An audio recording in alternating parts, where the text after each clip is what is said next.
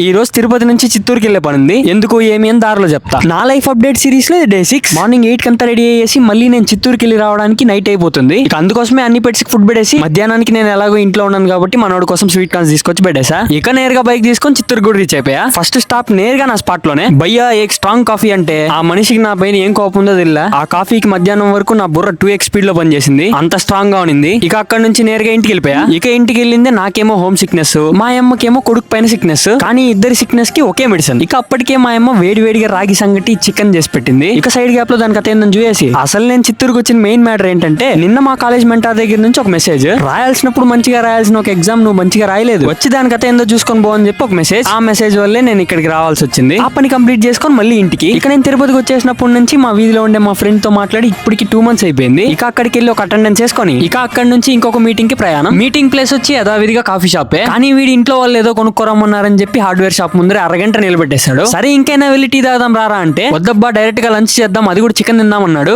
ఇదేదో టెంప్టింగ్ గా ఉందని చెప్పి ఇంకొక స్పాన్సర్ కి ఫోన్ చేసి వాడిని కూడా రమ్మన్నాము. ఇక సరే వీడే ఇంకా హాఫ్ అన్ అవర్ లేట్ చేసినాడంటే ఇక్కడ వస్తాండేవాడు వీడి చెవులో దొరుకుతాడు. వీడు కూడా ఇంకా హాఫ్ అన్ అవర్ లేట్. వచ్చిందే ఎక్కడ పిలక మిస్సింగ్ అని ఒక చిన్న డిస్కషన్. మిడ్ డే మీల్స్ కి మళ్ళీ సంగటి చికెనే. ఇక తిన్న తర్వాత ఒక టీ ఇంపార్టెంట్ కాబట్టి ఒక టీ. ఇక మళ్ళీ ఇంకొక చిన్న మీటింగ్ తర్వాత మనోడికి బాయ్ చెప్పేసి మళ్ళీ ఇంట్లో వాళ్ళకి కూడా బాయ్ చెప్పేసి మళ్ళీ నేను తిరుపతికి వచ్చేసా. తిరుపతికి వచ్చే లోపల నైట్ అయిపోయింది. ఈ రోజు కింతే అయితే నెక్స్ట్ వీడియోలో చూద్దాం.